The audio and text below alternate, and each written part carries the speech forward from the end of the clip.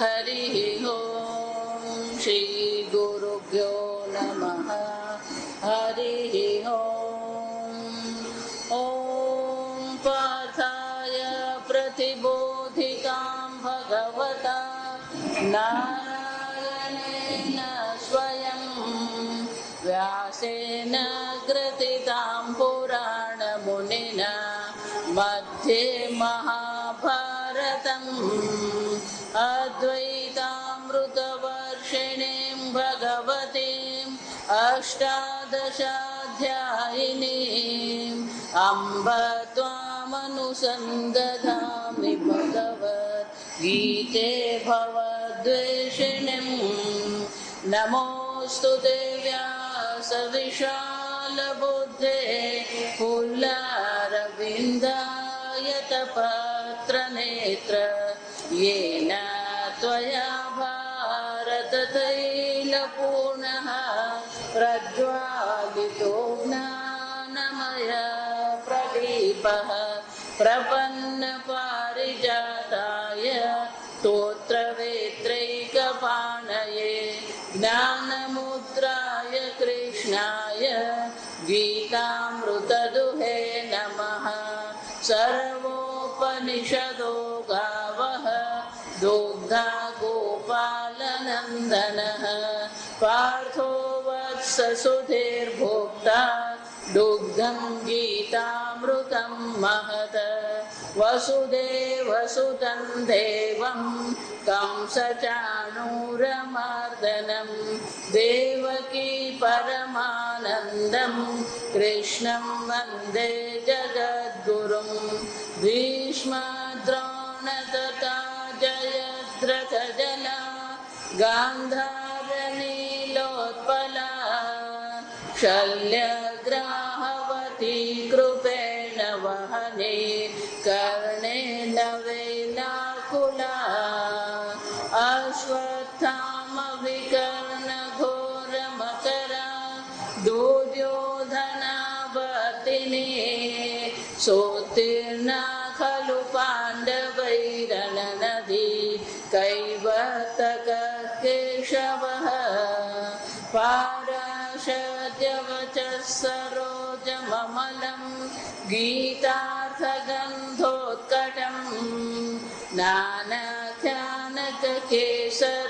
हरिकथा सम्बोधनबोधितं लोके सज्जनषट्पदैरहरः पेपीयमानं मुदा भूयाद्भारतपङ्कजं कलिमलप्रध्वंसिन श्रेयसे मूकं करोति वाचालं पङ्गुं लङ्घयते गिरिं यत्कृपातमहं वन्दे परमानन्दमाधवं यं ब्रह्मा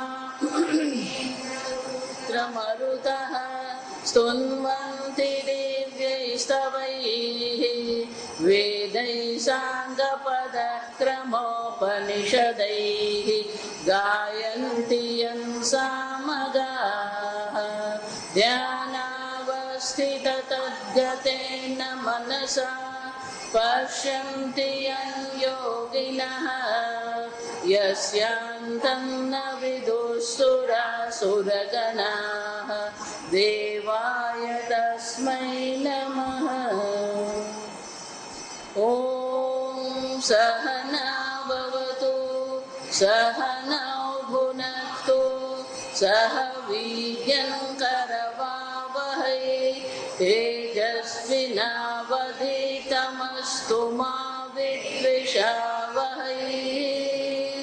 ॐ शान्ति शान्ति शान्तिः। श्लोक नंबर 18। आयुधानामहं वज्रम् धेनूनामस्मि कामधुक वत्प्रजनश्चास्मि कन्दर्पः પ્રજનશ્ચાસ્મિ કંદર્પઃ સર્પાણામસ્મિ વાસુકિઃ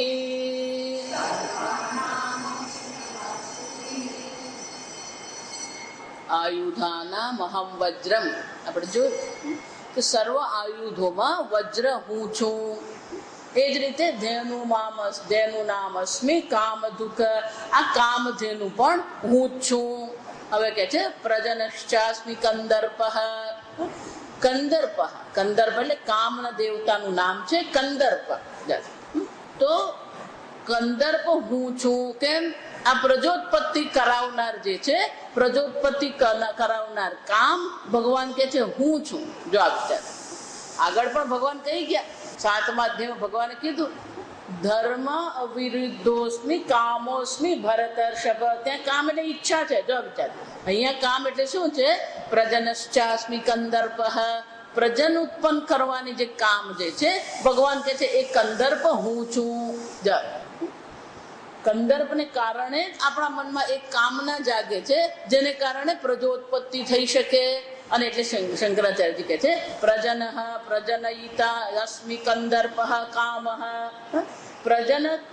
પ્રજોત્પત્તિ કરાવનાર જે છે કોણ છે? આ કામદેવ છે. આપણે કામને પણ દેવ કહીએ, સમજવાનું. આપણી જયારે અભિન્ન નિમિત્ત ઉપાદાન કારણ ઈશ્વર છે, તો પછી કામ પણ કોણ છે? ઈશ્વર જ છે. જો સમજો, એ જ કામદેવને શું કરવામાં આવ્યું હતું? આપણે આગળ જોયું કે શંકર ભગવાનને સમાધિનો ભંગ કરવા માટે એ કામદેવને કહેવામાં આવ્યું. અને જયારે કામદેવને કહેવામાં આવ્યું અને કામદેવ જયારે પ્રગટ થયા, તો શંકર ભગવાન જ્યાં સમાધિ લગાવીને બેઠા ત્યાં સંપૂર્ણ આ કામદેવને કારણે ફક્ત મનુષ્ય જ નહીં, જો સમજો, ત્યાંના જે પશુ પક્ષી વૃક્ષ બધે શું થઈ ગયું? પુષ્પથી પલ્લવિત થઈ ગયું. ખૂબ સરસ રીતે બધું ત્યાં થઈ ગયું. એટલું જ નહીં, બધાના મનમાં એ કામના જાગી. અને એ કામદેવે શું કર્યું? એની પાસે જે તીર હતું, પુષ્પનું તીર હોય છે. કામદેવનું જે તીર જે છે કયું છે? એ પુષ્પનું તીર હતું. એ તીર એને શંકર ભગવાનને માર્યું અને શંકર ભગવાનને સમાધિનો ભંગ થયો. આમ આ કામદેવ, જો સમજ, શંકર ભગવાને તીર મારું, મારું કામ નહીં. આ સમજવાનું. શંકર ભગવાનની સામે પડે કોણ? જો બધા દેવતા એકબીજાને કીધું તું જા, બધા ના પાડે. છેવટે પેલા કામદેવને કહેવામાં આવ્યું કે તું જા. કામદેવમાં એટલી હિંમત હતી. પણ એવું કહેવાય, જો આ સાંભળ, કે શંકર ભગવાનને જયારે સમાધિ ભંગ થઈ તો એમને ક્રોધ આવ્યો અને એમણે કામદેવને શું કર્યું? ત્રીજી આંખ ખોલી અને કામદેવ રાખ થઈ ગયો. પણ કૃષ્ણ ભગવાને જયારે રાસ લીલા કરી, તો કૃષ્ણ ભગવાનની જયારે રાસ લીલા કરવામાં આવી ત્યારે કામદેવને એમ થયું કે લાવો હું કંઈક કરું. કૃષ્ણ ભગવાનની રાસ લીલામાં કામદેવે પ્રવેશ કરવાનો પ્રયત્ન કર્યો, પણ એ જયારે ત્યાં પ્રવેશ કરવા ગયો એ પણ કૃષ્ણ ભગવાનનો ભક્ત બની ગયો. રાસ લીલામાં એ ભંગ કરી શક્યો નહીં, કે ભગવાનની એ દિવ્યતા હતી. કૃષ્ણ ભગવાનની એવી દિવ્યતા હતી. રાધા રાણીની એ દિવ્ય ત્યાં હતી. મધ્યમાં કૃષ્ણ અને રાધા નૃત્ય કરતા હતા. ફરતે કોણ હતું? ગોપીઓ નૃત્ય કરી રહી હતી. અને છેવટે ગોપીઓને પણ એવું લાગ્યું, દરેક ગોપીને એવું લાગતું હતું કે મારી સાથે કૃષ્ણ રાસલીલા રમી રહ્યા છે. આમ જયારે રાસલીલા પરાકાષ્ઠા પર હતી ત્યારે પેલો કામદેવ ત્યાં પ્રવેશ કરવા ગયો. કામદેવ પણ શું થઈ ગયો? શ્રી કૃષ્ણ ભગવાનનો ભક્ત બની ગયો. કૃષ્ણ ભગવાનનું રૂપ જોઈને એ પણ એવો મોહિત થઈ ગયો. કૃષ્ણ ભગવાનનું રૂપ જ એવું છે કે ભલભલાને શું કરી શકે? મોહિત કરી નાખે. એટલે એવું કહેવામાં આવે કે કામદેવને પણ મોહિત કરે એવું એ ભગવાનનું રૂપ હતું. એટલે ભગવાનનું નામ છે મદન મોહન. જો આ સમજ, કૃષ્ણ ભગવાનનું એક નામ શું છે? મદન મોહન છે. મદન એટલે પણ કામ. આ સમજો, મદન એટલે આ કંદર્પ. કામદેવનું બીજું એક નામ શું છે? મદન. કેમ? આપણા બધાનું મંથન કરનારો છે. પણ કૃષ્ણ ભગવાન કોણ છે? મદન મોહન. આ કામને પણ મોહિત કરનારા હતા. ભગવાનનું રૂપ એટલું સુંદર હતું, પેલો કામદેવ પણ ત્યાં મોહિત થઈ ગયો. અને એટલા માટે ભગવાનનું નામ શું પડ્યું? મદન મોહન. એટલું જ નહીં, વિષ્ણુ ભગવાનનું એક બીજું નામ છે. આ કામદેવ આપણા મનનું મંથન કરે. આપણા મનને શું કરી નાખે? અત્યંત વિચલિત, વિક્ષિપ્ત કરી નાખે. જે કામી પુરુષ હોય ને એનું મન કેવું હોય? અત્યંત વિક્ષિપ્ત, વિચલિત હોય. જયારે એના મનમાં કામ જાગે ત્યારે એનું મન કેવું હોય? એટલે એ કામદેવ મનને મંથન કરનારો છે. કામદેવ કોણ છે? આ મનનું મંથન કરનારો. તો કે કૃષ્ણ ભગવાન કોણ છે? વિષ્ણુ ભગવાન કોણ છે? મન્મથ જા સમજ. મનનું મંથન કરનારના પણ મનને મંથન કરનાર કોણ છે? આ શ્રી કૃષ્ણ ભગવાન. એટલે એમનું નામ શું પડ્યું? મન્મથ. ભલે કામદેવ સંપૂર્ણ વિશ્વને મોહિત કરી શકે છે, સંપૂર્ણ વિશ્વને વિચલિત કરી નાખે છે, પણ એને પણ વિચલિત કરનાર કોણ છે? આ શ્રી કૃષ્ણ ભગવાન છે. શ્રી કૃષ્ણ ભગવાનનું રૂપ જ એવું છે. જ્યાં સુધી આપણે એ ભક્તિ અને પ્રેમ પ્રગટ નહીં કરીએ ત્યાં સુધી એ ભગવાનના રૂપમાં પણ આપણે મોહિત થતા. રોજ પેલા કૃષ્ણ ભગવાનને આપણે જોતા હોય, આપણા મનમાં કશું થાય નહીં. જો કેમ? આપણી બુદ્ધિ જેટલી જાડી છે, આપણી બુદ્ધિ જેટલી સ્થૂળ છે કે ભગવાનના સૌંદર્યને પણ આપણે સમજી શકતા નથી. જો એમાં ભગવાનનો વાંક નથી, વાંક આપણો છે. જો દિલ્હી જાઓ ને તો ત્યાં રાધા કૃષ્ણ મંદિર છે, અને બિરલા મંદિર કહેવામાં. ત્યાં જે એ લોકોએ રાધા કૃષ્ણ ભગવાન ત્યાં બેસાડે એટલો સુંદર છે, તમે ત્યાં બેસો ને તમને ઉઠવાનું મન નહીં થાય. અદભુત છે. મથુરા જઈએ તો મથુરામાં પણ શું છે? ત્યાં રાધા કૃષ્ણ છે. મથુરા જઈએ તો મથુરા જે કૃષ્ણ જન્મભૂમિ સ્થાન જે છે ત્યાં બિરલા મંદિર છે. ત્યાં પણ તમે જઈને જુઓ તો રાધા કૃષ્ણ સામે એકવાર બેઠા ને પછી ઉઠવાનું મન નહીં, બીજું જોવાનું મન નહીં થાય. જો એકવાર જેનું રૂપને જોઈ લીધું પછી પેલું બીજું રૂપ આપણને જોવાની ઈચ્છા થાય. એ શ્રી કૃષ્ણ ભગવાન એ છે. સંપૂર્ણ જગતને મોહિત કરનારો આ કામ છે, પણ એને પણ મોહિત કરનાર કોણ છે? આ શ્રી કૃષ્ણ ભગવાન. અને એટલે કૃષ્ણ ભગવાન કે છે પ્રજનશ્ચાસ્મિ કંદર્પ.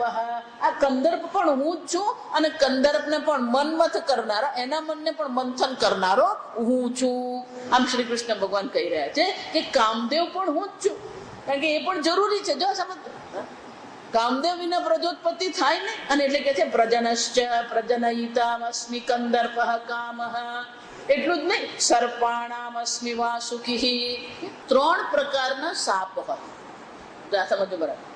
એક નાગ કહેવાય. નાગ એટલે જે ફેણ વાળો હોય. નાગ કોને કહેવાય? પેલો ફેણ વાળો હોય એને નાગ કહેવામાં આવે. હંમેશા ઝેરી હોય. નાગ હંમેશા કેવો હોય? નાગનું ઝેર બહુ મારક હોય. પણ પછી બીજા હોય એને સાપ કહેવામાં આવે. જે ફેણ નહીં હોય એને એ સાપ હોય. સાપમાં પણ 2 પ્રકારના સાપ હોય. એક ઝેરી સાપ હોય અને એક બિનઝેરી સાપ હોય. મોટે ભાગે જે આપણે બધા સાપ જોતા હોય ને બધા બિનઝેરી જ છે. આ સમજ. નાગ બધા જ એટલે આપણે કાળો નાગ કહેજો. આ સમજ કેમ? એ હલાહલ છે, એનું ઝેર એવું છે. પણ પેલા સર્પ જેને આપણે કહીએ એ સર્પ 2 પ્રકારના હોય. મોટે ભાગેના સર્પ ઝેરી હોતા નથી. અને એટલે ભગવાન કહી રહ્યા છે સર્પાણામ અસ્મિ વાસુકી. આ સર્પમાં વાસુકી હું છું. અને વાસુકી ઝેરી હતો. વાસુકી નાગ હતો. સર્પ ભેદાનામ અસ્મિ વાસુકી સર્પરાજ. વાસુકી કોણ હતો? આ સર્પનો રાજા હતો. વાસુકીનો ઉપયોગ ક્યાં કરવામાં આવ્યો? પુરાણ સાંભળીએ ને તો ખબર હોય. સમુદ્ર મંથન કરવામાં આવ્યું ત્યારે કોનો ઉપયોગ કરવામાં આવ્યો? વાસુકી નાગનો છે ને દોરડા તરીકે કોનો ઉપયોગ કર્યો? આ વાસુકી નાગનો, આ વાસુકી સર્પનો ઉપયોગ કરવામાં આવ્યો. એટલે જયારે સમુદ્ર મંથન કરવાનું હતું પેલો મેરુ પર્વત મૂકવામાં આવ્યો. આવડો મોટો સમુદ્ર ને આપણું તો કામ જ નહીં આવે. જો સમજ, આપણે જે મંથન કરવા માટે વાપરીએ એને શું કહીએ આપણે?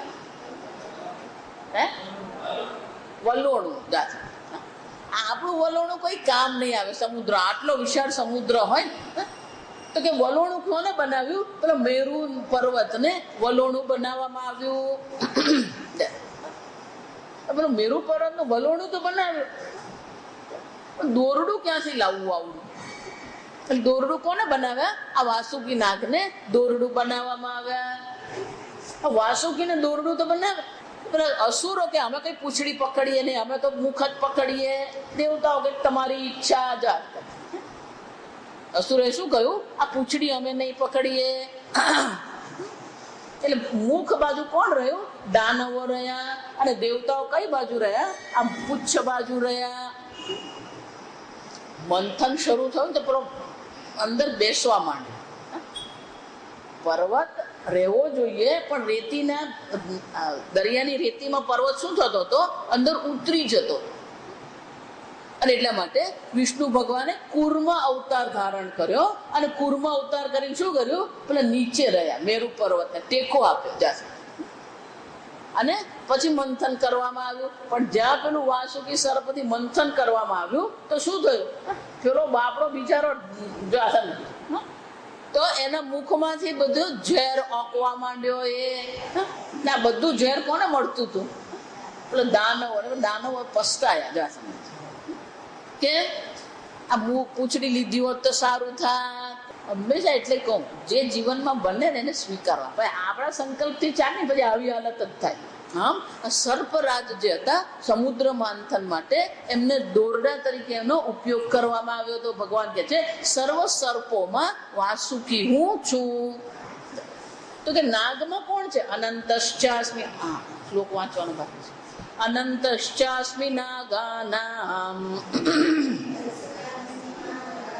વરુણો યાદશામહં પિતॄણામર્યમા ચાસ્મિ યમઃ સંયમતામહં.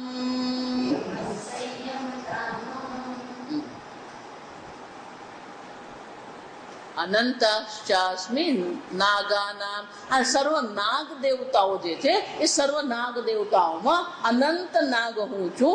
અનંત નાગ એટલે કોણ છે? આ શેષ નાગ જે છે, જેના પર વિષ્ણુ ભગવાન શયન કરી રહ્યા છે, એ શેષ નાગ ભગવાન કે છે હું છું. એ અનંત નાગ કેવો છે? સહસ્ર ફેણ વાળો છે. એની ફેણ કેટલી છે? અનેક સહસ્ર ફેણ એની છે. એટલે એને સહસ્ર નાગ પણ કહેવામાં આવે. અનંત પણ કહેવામાં આવે, શેષ નાગ પણ કહેવામાં આવે, સહસ્ર નાગ પણ એને કહેવામાં આવે. કેટલું જ નહીં, આ પૃથ્વી કોના પર છે? આ શેષ નાગને ફેણની ઉપર આપણી પૃથ્વી છે. એટલે ધ્યાનનો, ઉપાસનાનો એક ઉપાય છે. મનને એકાગ્ર કરવું હોય, મનને સ્થિર કરવું હોય તો ધ્યાનનો આવો એક ઉપાય છે કે તમારે એવું વિચારવાનું હું શેષનાગ છું. મનથી શું વિચારવાનું? સહસ્ર ફેણ વાળો શેષનાગ હું છું, અને મારા મસ્તક પર પેલી ગોળ પૃથ્વી છે. શેષનાગની ઉપર પેલી પૃથ્વી તો પેલા મોતી જેવી છે, જ્યાં સમજવાનું. અને શેષનાગની ઉપર માથા પર જો મોતી જેવી પૃથ્વી હોય, જરાક પણ હલે તો શું થઈ જાય? આપણે દેશી ભાષામાં રવી જાય એવું કહીએ તો આપણે દબડી જાય. તો આપણે જો વિચાર કરીએ કે હું શેષ નાગ છું, મારા મસ્તક પર પૃથ્વી છે, આપોઆપ આપણું મન શું થઈ જવાનું? કરી જોજો. હું શેષનાગ, મારા મસ્તક પર પૃથ્વી છે, હું હલી શકું એમ નથી. કેમ? જરાક પણ હું ડગી જાઉં તો શું થવાની? પેલી પૃથ્વી પડી જાય. અનંતશ્ચાસ્મિ નાગાનામ. આમ વાસુકી એ સર્પરાજ છે, અને અનંત કોણ છે? નાગરાજ છે. અને એટલે ભગવાન કહે છે આ નાગરાજ પણ હું છું. એનો અર્થ શું થયો? સર્વ સર્પ પણ ભગવાન જ છે, પણ સર્વ સર્પમાં સર્પરાજ હું છું. સર્વ નાગ પણ ભગવાન જ છે, પણ એ સર્વ નાગમાં નાગરાજ ભગવાન કે છે હું છું. આ નાગ ઝેરી કેવી રીતે બન્યા? કે જ્યારે શંકર ભગવાન વિષ ગ્રહણ કરતા હતા, તો શંકર ભગવાનની સાથે સાથે જેટલા પણ સર્પ એમના શરીર પર હતા એ બધાએ પણ શું કર્યું? આ ગ્રહણ કર્યું. તો એટલા માટે આ બધા ઝેરી છે. શંકર ભગવાનની સાથે સાથે એમણે પણ આ વિષ ગ્રહણ કર્યું. એટલું જ નહીં, થોડુંક વિષ પૃથ્વી પર પડે, અને એમાં જેટલી વનસ્પતિઓ ઉગી એ બધી વનસ્પતિઓ પણ કેવી છે? ઝેરી વનસ્પતિઓ. તો એટલા માટે આપણે જે તમે વિચારજો, શંકર ભગવાને જેટલું ચડે ને એ બધું આવું જ હોય. ધતુરો, આ ધતુરાના બી જે હોય ને, કોઈ તો ભૂલમાં ધતુરાના બી ખાઈ તો શું થઈ જવાનું એને? બરાબર નશો ચડે. જો એ જ રીતે આ કરણના ફૂલ ભગવાનને ગમે. કરણના ફૂલ આપણે ભગવાનને ચડાવીએ. પણ એ કરણ છે, એ કરણના ફૂલને પણ તમે તોડો ને તો પેલું દૂધ નીકળે. જો આ સમજો, એ ઝેરી છે. જો આ સમજો, કરણ છે, ધતુરો છે, આંકડો છે. આંકડાનો હાર પણ ભગવાનને ચડાવવામાં આવે. હનુમાનજીને જ નહીં, શિવજીને પણ આ આંકડાનો હાર પહેરાવવામાં આવે. આમ શંકર ભગવાને જે ફૂલ ચડાવવામાં આવે ને એ બધા પણ કેવા છે, આ ઝેર એમને પણ લાગ્યું. અનંતશ્ચાસ્મિ નાગાના, આ નાગે પણ ભગવાનની સાથે સાથે ઝેર ગ્રહણ કરેલું. અને એટલા માટે બધા નાગ કેવા છે, ઝેરી નાગ છે. અને એટલે કે છે નાગ વિશેષાણામ, વિશેષ પ્રકારના જે નાગ જે છે એમાં હું કોણ છું? અનંત શેષ નાગ હું છું. એટલું જ નહીં, પિતૃણામ અર્યમ ચાસ્મિ. પિતૃણામ, પિતૃલોકમાં જે લોકો જે પિતૃઓ જે છે એ સર્વ પિતૃઓમાં પિતૃઓના રાજા અર્યમાં હું છું. પિતૃલોકમાં પિતૃઓના રાજા છે, એનું નામ શું છે? અર્યમા. જેમ સ્વર્ગલોકના રાજા ઇન્દ્ર છે એ જ રીતે પિતૃલોકના રાજાને અર્યમા કહેવામાં આવે. અને એ ભગવાન કે છે પિતૃલોકના રાજા અર્યમા હું છું. જો અત્યારે પિતૃપક્ષ ગયો તો આ સમજજો, શ્રાદ્ધ પક્ષ છે. આપણા પિતૃઓને શું કરવામાં આવે? તૃપ્ત કરવામાં આવે. એ પિતૃઓના રાજા અર્યમા હું છું. યમઃ સંયમતામહમ. સંયમતામ, જો બહુ સરસ કે છે. સંયમતામ એટલે સંયમન કરનાર, સર્વનું સંયમ કરનાર યમ હું છું.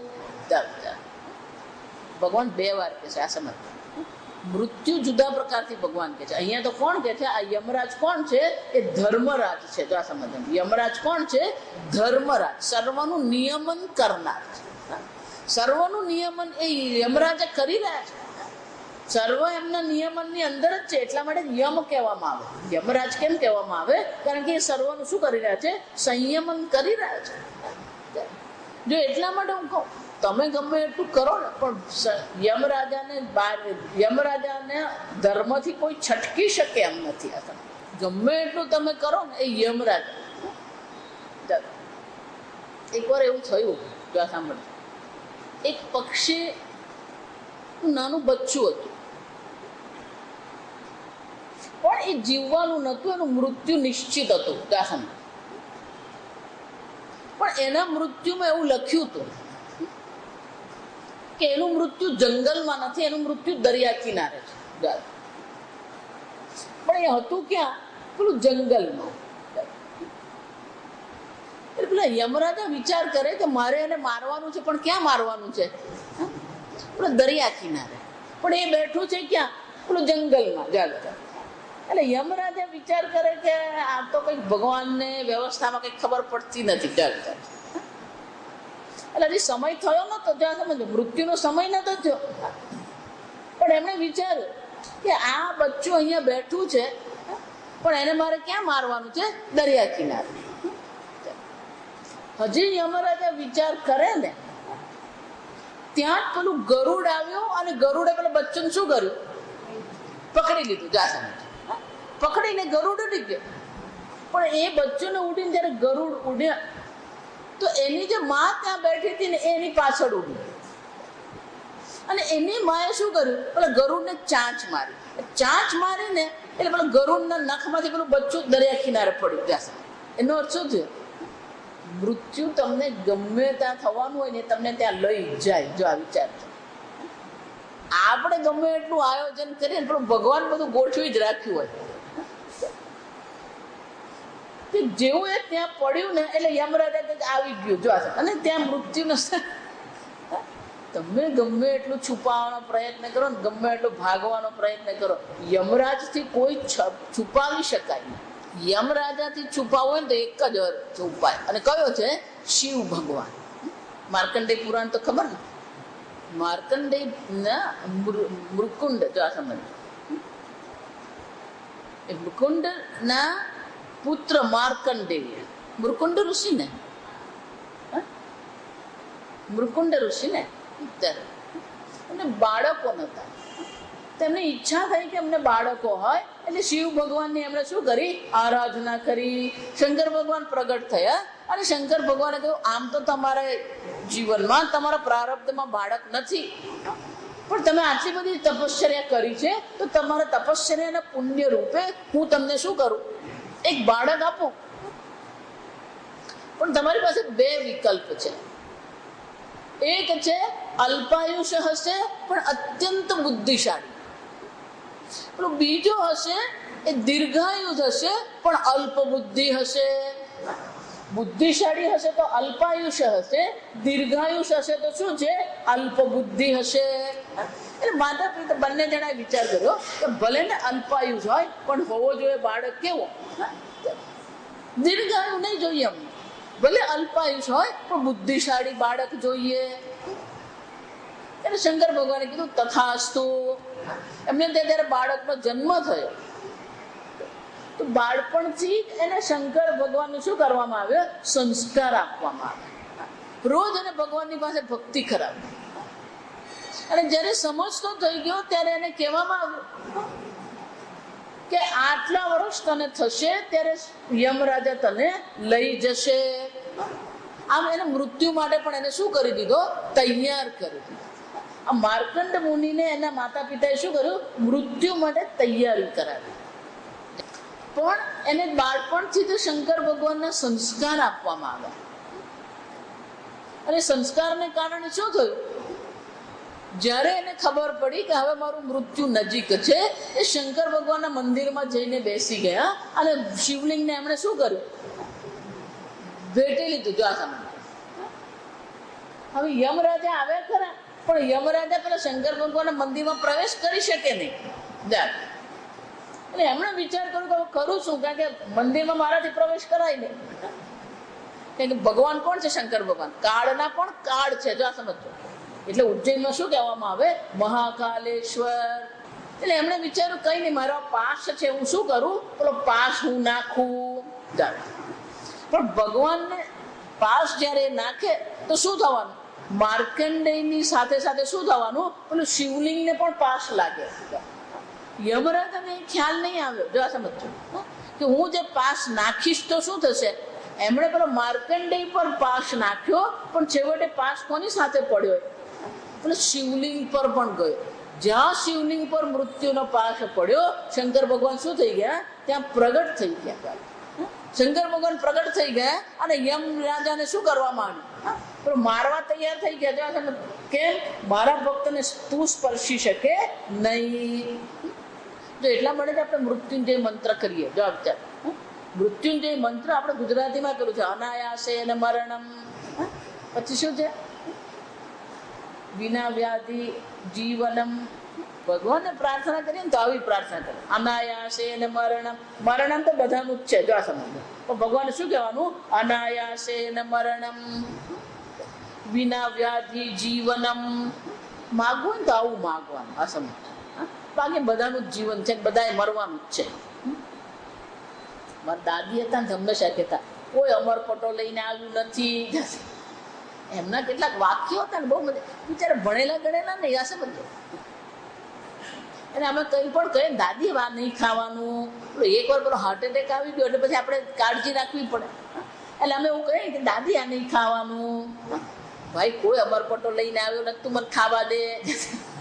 બહુ મજા આવે છે અમારા દાંત. પછી એમના દાંત નહીં હતા, પણ એમને ચાડું જરાય નહીં ગમે. એટલે ચાડું કરવાની ચોખ્ખી જ ના. એટલે બોખા હોય ને બહુ મજા બોલાવી અમે એમની પાસે. પછી બોખા બોલે. શંકર ભગવાન પેલું ત્રિશુલ લઈને ત્યાં પ્રગટ થઈ ગયા યમરાજાને મારવા માટે.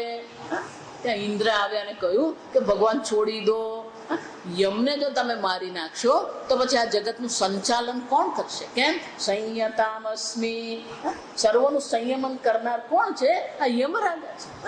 એટલે ઇન્દ્રએ કહ્યું કે ભગવાન આ સર્વનું સંયમન કરનાર, નિયંત્રણ કરનાર, નિયમન કરનાર તો યમ છે. તમે એને જ જો મારી નાખશો તો આ જગતમાંથી શું થશે, સંચાલન નહીં થાય.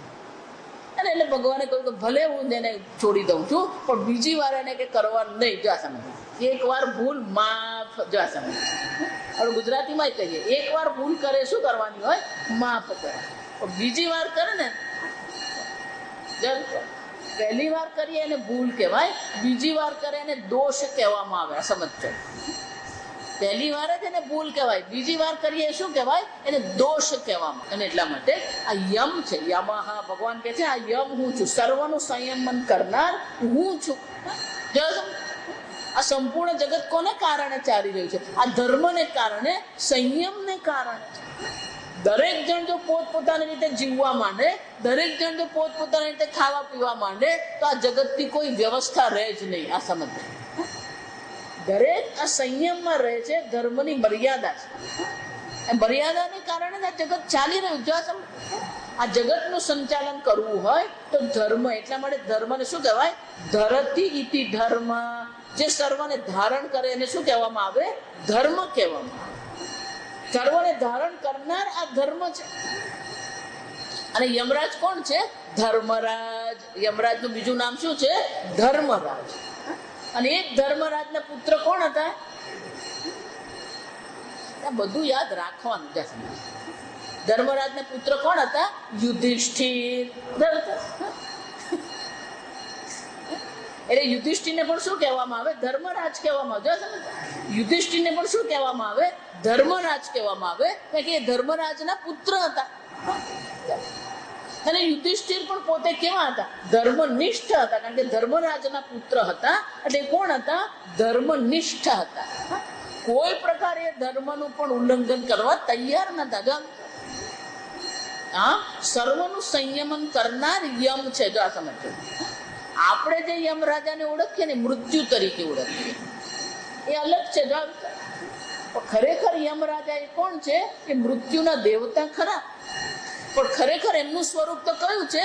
સર્વનું સંયમન કરવું, ધર્મની નિષ્ઠા મેળવવી, એને યમ કહેવામાં આવે. અને એટલે ભગવાન કહે છે સર્વમ સંયમતામ સંયમનમ કુર્વતામ અહમ. આ સર્વનું સંયમ કરનારો યમ હું છું. આગળ પ્રહલાદશ્ચાસ્મિ દૈત્યાનામ કાલઃ કલયતામહં મૃગાણાં ચ મૃગેન્દ્રોહં વૈનતેયશ્ચ પક્ષિણાં દૈત્યાનામ પ્રહલાદશ્ચાસ્મિ. દૈત્યોમાં પ્રહલાદ હું છું. કે પ્રહલાદ કોને કહેવામાં આવે? જેને જોઈને જ આપણા મનમાં આહલાદની ઉત્પત્તિ થાય. સર્વને આહલાદ આપનારા છે એને પ્રહલાદ કહેવામાં આવે. એ ભગવાનના ભક્ત હતા, પણ એ કોના પુત્ર હતા? હિરણ્યકશ્યપના પુત્ર હતા. હિરણ્યકશ્યપના પુત્ર હતા, પણ એમને બાળપણથી જ નારદ, બધે નારદજી જ આવ્યા. સમજવાનું,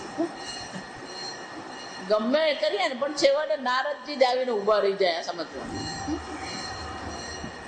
પણ પાર્વતી શું કરી રહ્યા હતા? તપશ્ચર્યા કરી રહ્યા હતા શંકર ભગવાનને મેળવવા માટે. ત્યાં પણ કોણ પહોંચી ગયા? પેલા નારદજી ગયા.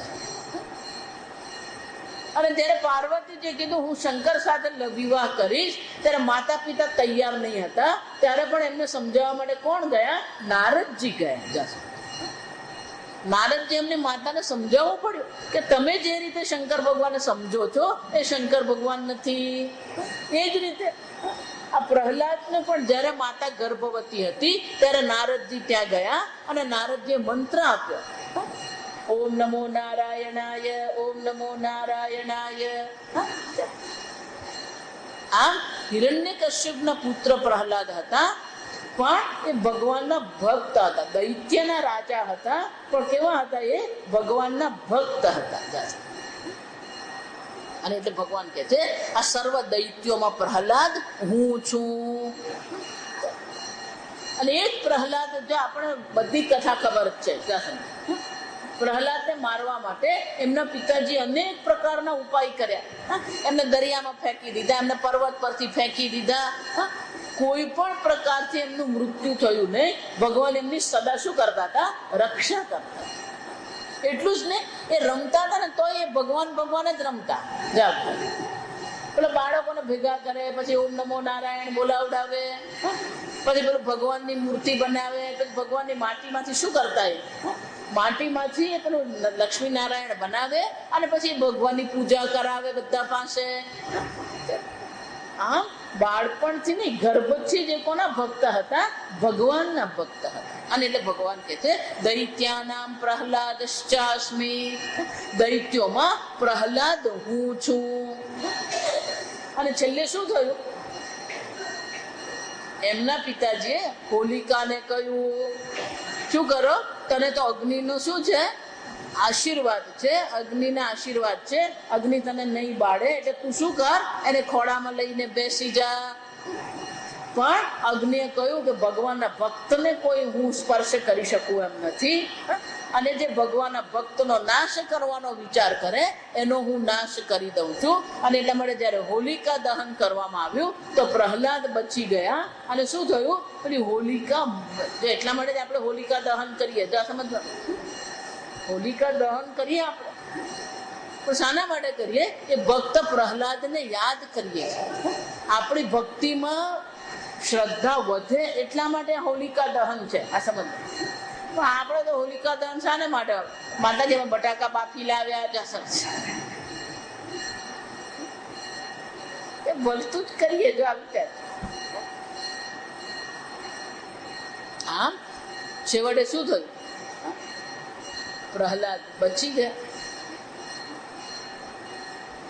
પછી શું થયું? ભગવાન ત્યાં પ્રગટ થયા. ભગવાને અવતાર ધારણ કરવો પડે. જો વિચાર, પ્રહલાદના પિતાજી કે તું નારાયણ નારાયણ કરે છે, મારું નામ લે. કે નહીં નહીં, હું તો મારા નારાયણ નું. કે તારો નારાયણ ક્યાં છે? મારા નારાયણ સર્વત્ર છે. જો આ વસ્તુ ભૂલવાની નહીં, યાદ રાખો. ભગવાનને ઉપર નહીં બેસાડવાના. ભગવાનને ક્યાં રાખવાના? સર્વત્ર ભગવાન છે. ત્યારે પિતાજીએ શું કીધું? હિરણ્યકશ્યપે શું કીધું? આ થાંભલામાં ભગવાન છે? તો કે હા, થાંભલામાં ભગવાન છે. હિરણ્યકશ્યપે લાત મારી થાંભલામાં. કોણ પ્રગટ થયું? નરસિંહ ભગવાન પ્રગટ થયા. પણ હિરણ્યકશ્યપે એવી તપશ્ચર્યા કરી હતી કે તપશ્ચર્યાના અંતે એને એવું વરદાન મળ્યું હતું. શું વરદાન મળ્યું હતું? રાત્રે પણ નહીં મૃત્યુ થાય, દિવસના મૃત્યુ નહીં થાય, દેવતા પણ તમને મારે, મનુષ્ય પણ નહીં મારે, પ્રાણીથી પણ મૃત્યુ નહીં થાય, અંદર પણ મૃત્યુ નહીં થાય, બહાર પણ મૃત્યુ નહીં થાય, ઉપર પણ મૃત્યુ નહીં થાય, નીચે પણ મૃત્યુ નહીં થાય. માણસ હંમેશા એવું માનતો હોય કે હું બહુ હોશિયાર, એટલે એને એવું માની લીધું કે હું કહીશ એટલે શું થવાનું? કોઈ મને મારી શકે જ નહીં. ભગવાને શું કર્યું? પહેલું તો નરસિંહ અવતાર ધારણ કર્યો. નથી મનુષ્ય અને નથી પ્રાણી. પછી ભગવાન ક્યાં લઈ ગયા? ઉંબરા પર લઈ ગયા. જાસી અંદર પણ નહીં, બહાર પણ નહીં, પોતાના ખોડામાં મૂકી દીધા. ઉપર પણ નહીં, નીચે પણ નહીં, રાત પણ નહીં, દિવસ નહીં. કયો કાળ હતો? સંધ્યા કાળ હતો. રાત્રિ પણ નથી, દિવસ પણ નથી, સંધ્યા કાળ હતો. પછી અસ્ત્ર અને શસ્ત્રથી પણ મારું મૃત્યુ નહીં થાય. સંભળાય કરું? નવરાત્રી છે ને એટલે 7 વાગે એ લોકોની આરતી. અસ્ત્રથી પણ નહીં અને શસ્ત્રથી પણ મારું મૃત્યુ નહીં થાય. એટલે નરસિંહ ભગવાને શું કર્યું? પોતાના નખથી એને માર્યો. પણ જ્યારે નરસિંહ અવતાર લઈને ભગવાન આવ્યા અને પ્રહલાદને આટલું બધું દુઃખ આપતા હતા, એટલે નરસિંહ ભગવાનના મનમાં ક્રોધ હતો. અત્યંત ક્રોધિત હતા. એટલે ક્રોધમાં આવીને એમણે શું કર્યું? એનું પેટ ફાડી નાખ્યું. અને એટલા બધા ક્રોધમાં હતા કોઈ જવા તૈયાર નહીં. એટલે બધા કે હવે આ ભગવાનના ક્રોધને શાંત કેમ કરવો? એટલે કોઈ કે લક્ષ્મી બોલાવો. લક્ષ્મી આવ્યા ખરા, પણ કે હું બાજુમાં જાઉં નહીં. લક્ષ્મી કે એમનો ક્રોધ એક જ રીતે શાંત થાય, આ પ્રહલાદ એમની સામે જશે. બાળકને જોઈ સમજ, ગમે એવો ક્રોધ આવતો ને તો બાળક આપણી સામે આવે એટલે આપણે શું થઈ જઈએ? નરમ પડી જ જઈએ. પ્રહલાદ જઈને ઓમ નમો નારાયણ કર્યું. ભગવાન શાંત થઈ ગયા. પ્રહલાદને શું કર્યું? ખોળામાં બેસાડી લીધો અને એમનો ક્રોધ શાંત થઈ ગયો. આ પ્રહલાદ પ્રહલાદની ભક્તિ એવી હતી કે એની રક્ષા કરવા માટે ભગવાન થાંભલામાંથી પણ પ્રગટ થયા. આવી ભક્તિ આપણી હોવી જોઈએ. પર્વત પરથી ફેંક્યા, દરિયામાં ફેંકી દીધા, આગમાં મૂકી દીધા, પણ એમની ભગવાનની ભક્તિ ક્યારે ડગી નહીં. ગમે તે થઈ જાય, આપણો ભક્તિ ડગવી જોઈએ નહીં. ભગવાન કહે છે 13મા અધ્યાય, એને અવ્યભિચારીણી ભક્તિ કહેવાય. અવ્યભિચારીણી એટલે શું છે? ગમે તે થઈ જાય, આપણી ભક્તિમાં કોઈ પ્રકારનો ઓટ નહીં આવે. આમ એ અડગ ભક્તિનું પ્રતીક કોણ છે? આ પ્રહલાદ છે. આ સમજો, અડગ ભક્તિનું પ્રતીક આ પ્રહલાદ છે. અને એટલે ભગવાન કહે છે દૈત્યાનામ પ્રહલાદશ્ચાસ્મિ, સર્વ દૈત્યોમાં પ્રહલાદ હું છું. એટલું જ નહીં, કાલહ કલયતામહમ, આ ગણતરી કરનારાઓ છે. કલયતામ એટલે શું છે? ગણતરી કરવી જાતે. ગણનમ કુર્વતામ કલનમ. સૌથી મોટો કોઈ ગણતરી કરનાર હોય તો કોણ છે? આ કાળ છે. કાળની જે ગણતરી છે ને, કોઈ અટકાવી શકતું નથી. આપણે ભજગોવિંદમાં જોઈ ગયા.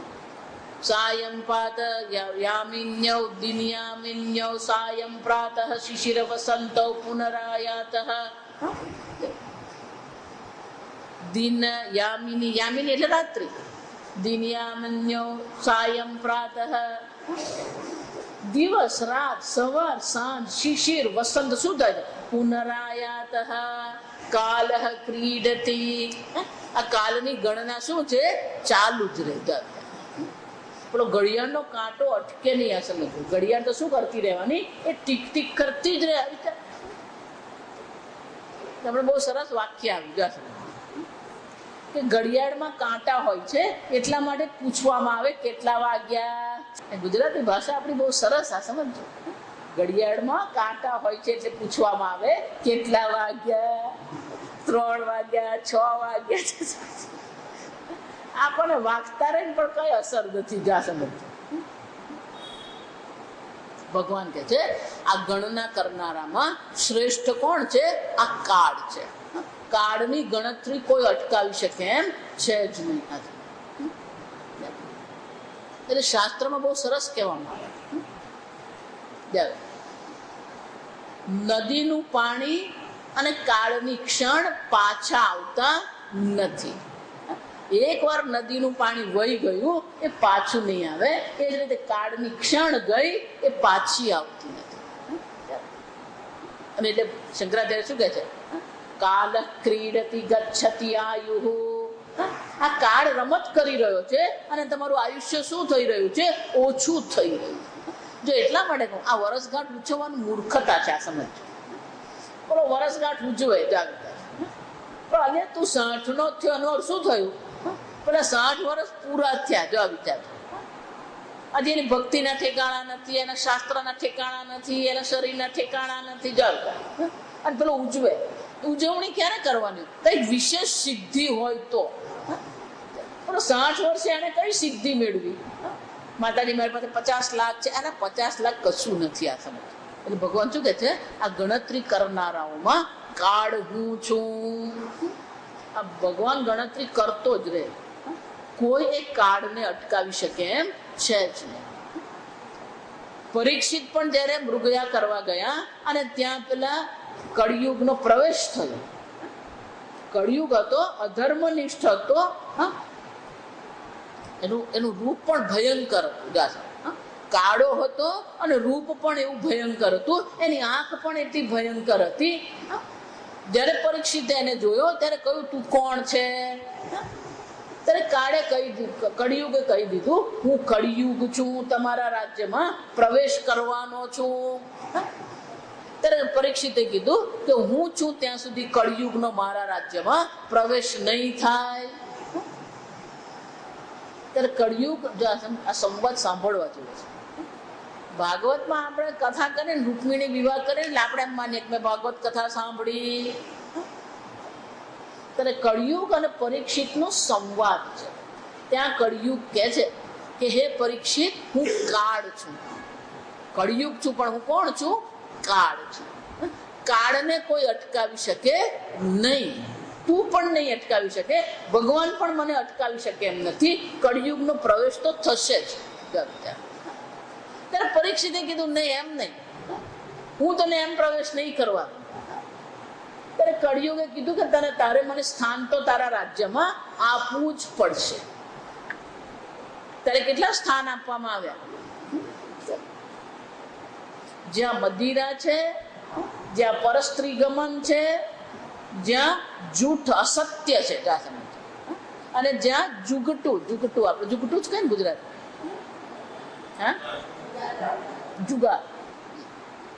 જ્યાં જુગાર છે, જ્યાં અસત્ય છે, જ્યાં પરસ્ત્રી ગમન છે, અને જ્યાં દારૂ મદિરા છે.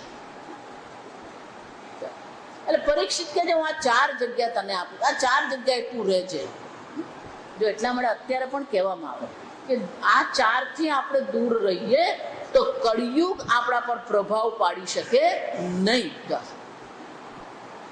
આજે લોકો મદિરાથી દૂર રહે છે, જો સમજો, જુગારથી દૂર રહે છે, પરસ્ત્રી ગમનથી દૂર રહે છે, પણ અસત્યથી દૂર રહેવું અઘરું છે. આ સમજો. અને અસત્ય હોય એટલે ત્યાં શું થવાનો? પેલો કળિયુગ આવીને ઉભો જ રહે. પછી કળિયુગ કે નહીં 4 આપે, એક બીજું આપો, બોનસ, ચાલે ને? શું કહેવાય ને? એકની સાથે એકની ઉપર એક, 2 લો તો 1, જો આ સમજ. આ બધું ત્યારથી જ ચાલતું આવ્યું. એટલે કે નહીં, એક બીજું આપો. 4 પર શું કરવાનું? 4 પર બીજું 1. પરીક્ષિત કે ચાલો આપ્યું. ક્યાં આપ્યું? સુવર્ણ. પણ એ સુવર્ણ આપીને એક ફસાઈ ગયો. પરીક્ષિત જ ફસાઈ ગયા. જો વિચાર, રાજા પરીક્ષિત પોતે જ શું થઈ ગયા? એમ જ ફસાય. અને જ્યાં એમણે એવું કીધું સુવર્ણ, અને કળિયુગ બહુ પ્રસન્ન થઈ ગયો કે મારું કામ થઈ ગયું, હવે મને કોઈ અટકાવી શકે એમ છે જ નહીં. હા, આ કાળ છે. આ સમજ, કાળની ગણતરી ચાલી રહી છે, કાળનું કલન થઈ રહ્યું છે, એ સતત વધી રહ્યું, કોઈ એને અટકાવી શકે એમ નથી. જો એટલે જ મહાભારત સિરિયલ આવતી હતી ને, એમાં પણ શરૂઆતમાં શું આવતું? હું કાળ છું, મેં કાલ હું. જો બહુ સરસ હતું એ ડાયલોગ જે હતા ને, સંવાદ જે હતા ને, બહુ અદભુત સંવાદ હતા. જો એટલે કહું કે કાળની ગણતરી ચાલુ જ છે. કાળમાં કઈ કેટલાય આવ્યા ને કેટલાય ગયા. જો વિચાર, પાંડવો આવ્યા ને પાંડવો ગયા, કૌરવો આવ્યા, કૌરવો ગયા. કાળને કોઈ અટકાવી શકે નહીં. જેવું જ થયું ભગવાન જયારે પોતાની લીલા સંકેલી રહ્યા હતા. શ્રી કૃષ્ણ ભગવાન જયારે પ્રભાસ પાટણમાં હતા, પોતાની લીલા સંકેલી રહ્યા હતા, અને જયારે પેલા માછીમારે પેલો તીર માર્યું, માછીમાર નહીં, કોણ? પારધી.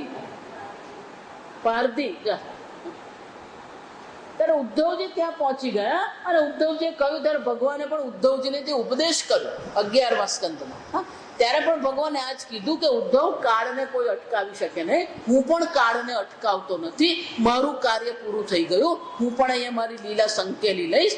મારો કાળ અહીંયા પૂરો થયો. જા સમજ. આમ ભગવાન પણ કાળનું શું કરી રહ્યા છે? કાળની મર્યાદાનું સન્માન કરે છે. ભગવાન કહે છે આ કાળનું હું પણ શું કરું છું? સન્માન કરું છું. કારણ કે એ કાળની ગણતરી કોઈ અટકાવી શકે નથી. અને એટલે કે છે ભગવાન સ્વયં શું કહે છે? કાલઃ કલયતામહમ. આ સર્વ ગણતરી કરનારાઓમાં કાળ હું છું. મૃગાણામ મૃગેન્દ્રોહમ. મૃગાણામ મૃગ એટલે સામાન્ય રીતે હરણ એવું કહેવાનું. મૃગ એટલે હરણ. પણ પશુઓને પણ મૃગ કહેવામાં આવે. તો કે સર્વ પશુઓનો રાજા કોણ છે? હું છું. સિંહ હું છું. એટલે શંકરાચાર્ય કહે છે વ્યાઘ્રો વા સિંહો વા. સર્વ પ્રાણીઓમાં સૌથી શ્રેષ્ઠ પ્રાણી કોણ છે? વાઘ અથવા તો સિંહ. એટલે શંકરાચાર્ય કહે છે સિંહો વ્યાઘ્રો વા. વ્યાઘ્ર એટલે વાઘ. આમ સર્વ પશુઓમાં શ્રેષ્ઠ વાઘ હું છું, સિંહ હું છું. સિંહ અને વાઘનો તફાવત સમજી લેવા. વાઘ એવું પ્રાણી છે કે સામે શિકાર હોય એટલે મારી જ નાખે. પણ સિંહનું પેટ જો ભરેલું હોય ને તો તમે બાજુમાં બેસો ને તો એ તમને કઈ નહીં કરે. આ સિંહની વિશેષતા છે. એનું પેટ જો ભરેલું હોય તો એ તમને જરાક પણ નુકસાન નહીં પહોંચાડે. જ્યારે વાઘ કેવો છે, એટલે વાઘને હિંસક પ્રાણી કહેવામાં આવે. ત્યારે સિંહ હિંસક છે પણ વાઘ જેવો હિંસક નહીં. જાતનો સિંહને તો તમે શાંતિથી રહેવા દો ને તે કોઈ દિવસ નહીં પકડે. એ ભૂખ્યો થાય ને તો એ તમને પકડે, પણ એ પેટ ભરેલું હોય તો કોઈ નહીં પકડે. તમે બાજુમાં જઈને ઉભા રહો ને તો કઈ નહીં કરે. એટલે ઘણી વાર આ નેશનલ જિયોગ્રાફી ડિસ્કવરી તમે જુઓ ને તો પેલો સિંહ બેઠો ને ત્યાં પેલો મૃગ પણ શું કરતું હોય, પણ પેલો સિંહ કઈ નહીં કરે. પણ વાઘ હોય ને તો એ નહીં છોડે એને. સિંહની એક પોતાની એક મર્યાદા, અને એટલે ભગવાન કહે છે સર્વ પશુઓમાં સિંહ હું છું, વૈનતેયશ્ચ પક્ષીણામ.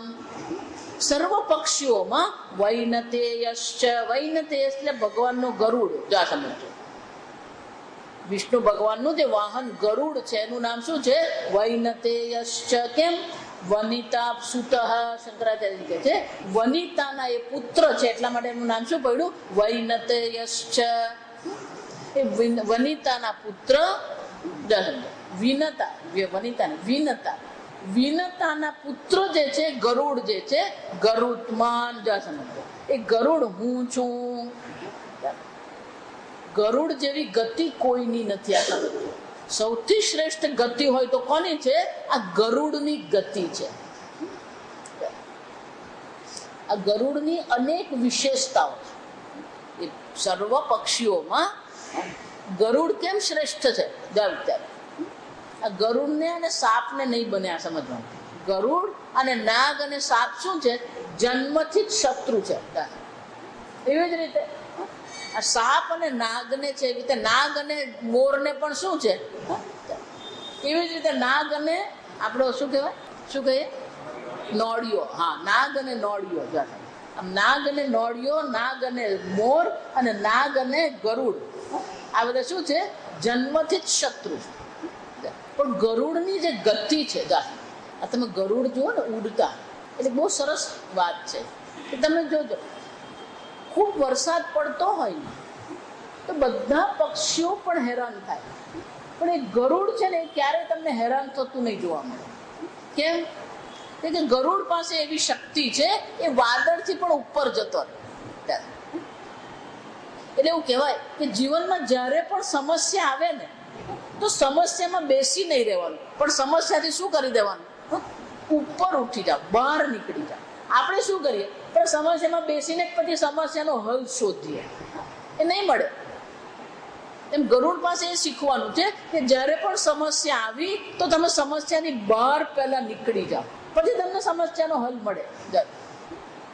એટલું જ નહીં, આ ગરુડ તમે ઉપર જુઓ ને એ જ્યારે, એને સોરિંગ કહેવાય અંગ્રેજીમાં. ગરુડ આકાશમાં જ્યારે ઉડતું હોય તો તમે જોજો એની પાંખ એ હલાવતું નહીં હોય.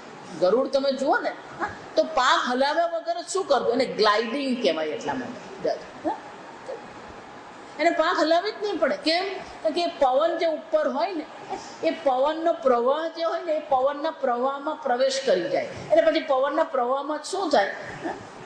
એ ઉડી શકે. પાંખ હલાવ્યા વગર પણ એ શું કરી શકે? ઉડી શકે. એ ગરુડની વિશેષતા છે. આ સમજ. બીજા બધા પક્ષીઓમાં એટલી વિશેષતા નથી. આ સમજ. ગરુડની વિશેષતા છે કે પાંખ હલાવ્યા વગર પણ આટલી ઊંચાઈ પર એ રહી શકે. બીજું, ગરુડની આંખ અત્યંત સૂક્ષ્મ છે. ગમે એટલું ઉપર ઉડતું હોય પણ નીચે સસલું હોય ને એ પણ એને દેખાય. આપણે સામે પડેલું નહીં દેખાય. ગમે એટલું ઉપર એ હોય પણ નીચે એક સસલું સફેદ દોડતું હોય તો એ પણ શું થઈ જાય? એને દેખાઈ જાય.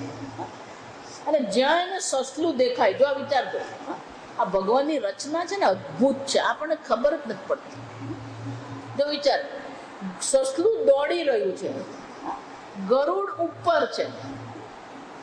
ગરુડ જ્યારે સસલાને જુએ છે પછી નીચે તરાપ મારે, આપણે એને તરાપ મારે લીધે. એ જ્યારે તરાપ મારે ને ત્યારે તમારે જોવા જેવું છે કે એની કેવી બુદ્ધિમાં ગણતરી હશે કે એ સસલું દોડતું સસલું જ્યાં હોય ને ત્યાં એ બરાબર તરાપ. જો વિચાર, એનો અર્થ શું થયું? એને ગણતરી માંડવી પડે કે હું જ્યારે સસલું પાસે પહોંચું ત્યારે સસલું કઈ જગ્યા પર હશે. દોડ આપડા જેવું નહીં, પેલો સોય ની પેલી સોયના નાકામાં દોરો ફોરો ને તો શું થાય, બહાર જ જતો હોય. જો સમજ, આપણી આંખ આવી જો વિચાર છે, આમ 4 વાર કરે ત્યારે જાય. ગરુડની આંખ એવી છે, એની ગણતરી એવી છે, એની શક્તિ એવી છે, એની ગતિ એવી છે. એટલું જ નહીં, જો વિચારો કે જે ગતિથી આવે ને, ધારો કે ગાડી છે, તમે ગાડી ચલાવી રહ્યા 80 કિલોમીટરની સ્પીડે તમે ગાડી ચલાવો છો, અને તમારે અટકાવવું હોય તો તમે બ્રેક મારી દો. અચાનક બ્રેક મારે તો શું થાય, ગાડી ગુલાટ મારી જાય. આ ગરુડની વિશેષતા છે કે આટલી ગતિથી આવે છે. વિચારી જોજો, વૈજ્ઞાનિકોને આ જ આશ્ચર્ય લાગે છે કે આટલી ગતિથી આવે છે, પેલું સસલું જ્યાં હોય ત્યાં અટકી જાય. જો વિચાર, આટલી ગતિથી આવીને અટકવું. વિજ્ઞાનની એ લોકોની સમજ, આપણી વિજ્ઞાનની જે સમજ છે એને અનુરૂપ આવી રીતે અટકી શકાય નહીં. છતાં પણ ગરુડ શું કરી શકે છે, અટકે છે. એટલું જ નહીં, એ અટકીને એ ગતિમાં જ રહીને શું કરે, સસલું પકડી અને પાછું ઉડી જાય. એ જ ગતિથી પાછું શું કરે છે, ઉડી જાય. વિચાર, એ દોડતું સસલું હોય, આવીને એને ઉચકીને શું કરે, નીકળી જાય. એવા ગરુડ પણ છે જે પેલા માછલીઓ હોય ને પાણીમાં, એ માછલીઓને પણ પકડે. એ ઉપરથી જોયે કે અહીંયા માછલી દોડી રહી છે, એ નીચે ડૂબકી મારે, માછલીને પકડે અને નીકળી જાય. અને ગરુડની એટલી બધી, આપણે તો ગરુડ સાચું જોયું નથી. આ સમજતો, ગરુડ પાંખ ફેલાવે તો 5 ફૂટની એની પાંખ હોય, અને એનું શરીર વિશાળ હોય. એવા પણ ગરુડ છે અમેરિકામાં, ઈગલ કહેવાય. અંગ્રેજીમાં એને ગરુડને આપણે ઈગલ કહીએ.